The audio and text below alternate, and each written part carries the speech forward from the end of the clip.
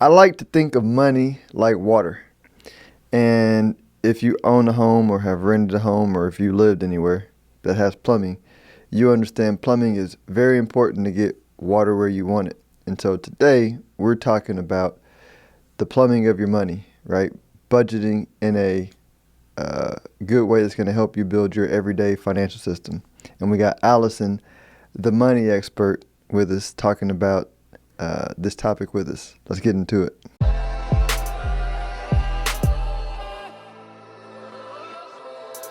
This episode is brought to you by Rife Martin CPA, where they help you get your money right. What's going on, Allison? I can't believe we're halfway through the year already. And, I was actually just thinking about as you had the topic of plumbing, makes me think that of my father who actually had to do some plumbing repairs on his own. And we were making silly jokes, but the fact is, he was pointing out if it doesn't work, everything doesn't work. So I like this topic today.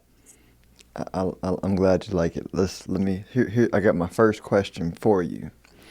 Okay. So, most people lump all their money into like one checking account, right?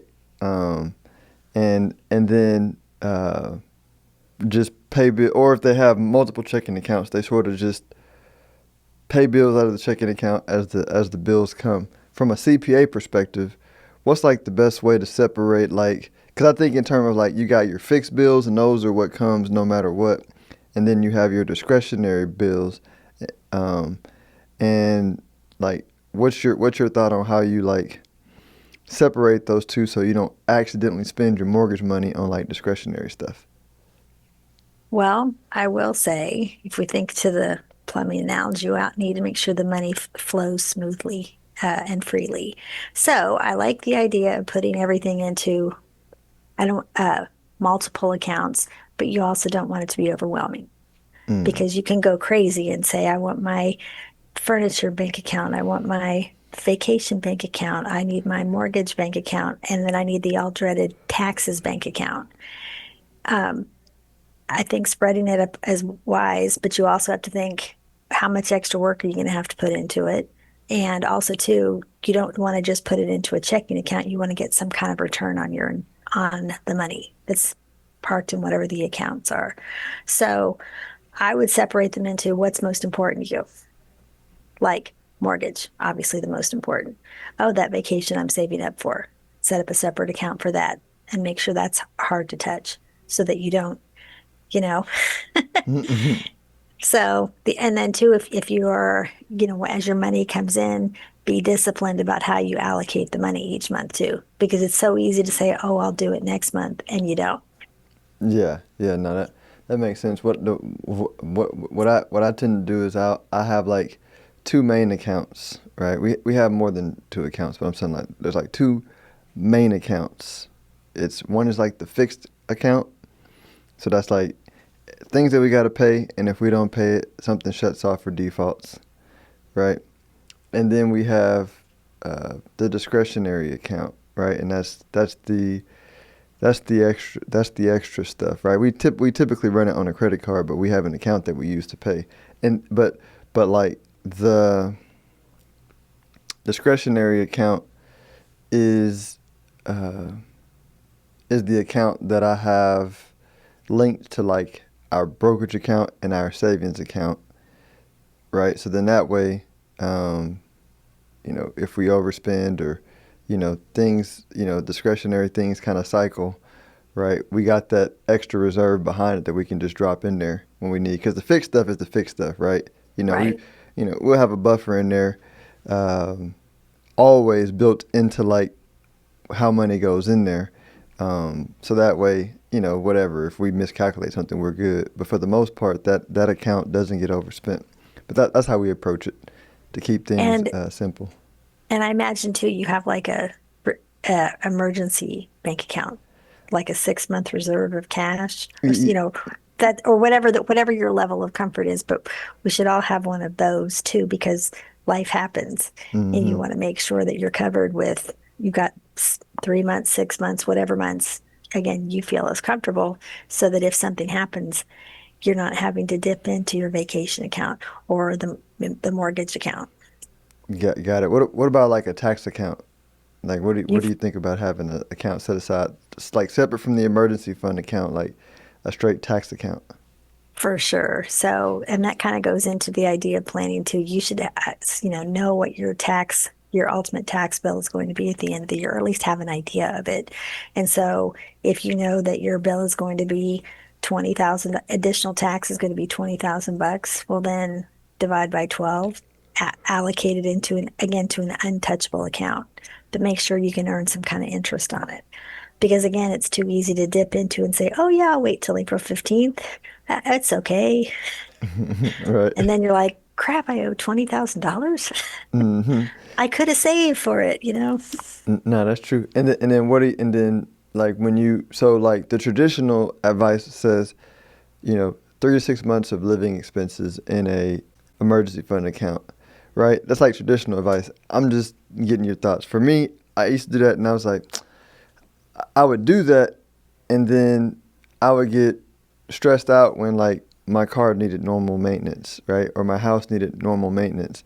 So what I started doing is I would go, all right, like, uh, you know, how you can cost out like how much on average I think I'm gonna spend on maintaining my house and car, Right, right, per year. And so I said, all right, this I need to have this in my emergency fund, right, and then I would calculate, all right, if for whatever reason we didn't get a paycheck, we need, X amount, to have for the paycheck, and it might be overdoing it, but at least psychologically, right, it made me feel better when something right. No, broke down and I spent the emergency fund money. So my emergency fund number is bigger than what maybe it normally would have been.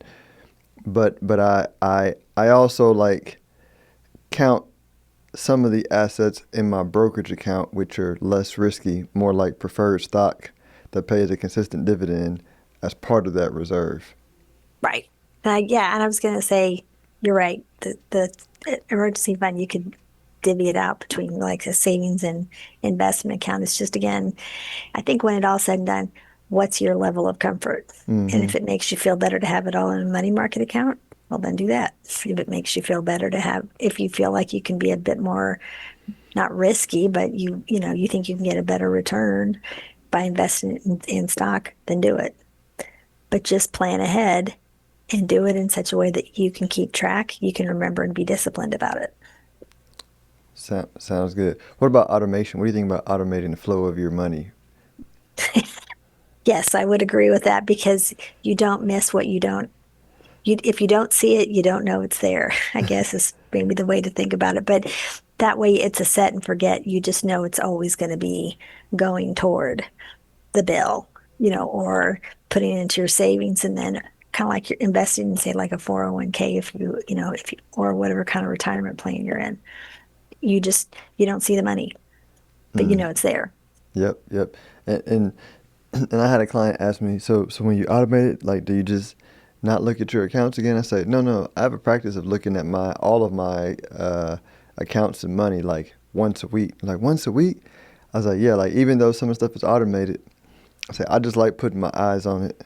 I like to look at it, right? I like to know it because after doing it so many times, you sort of get a feel for when you're in balance and off balance by just looking at where the numbers are for for the month. You just if it, I don't know. I don't like not feeling uh, control is the wrong word, but I don't feel like not having a hold on like my money. So when I look at it every single week, like me and my numbers are friends now. What do Yeah, I was gonna you? say, and I think that kind of goes to like the whole planning ahead for the year, like with your tax bill, so that April 15th should not be a surprise.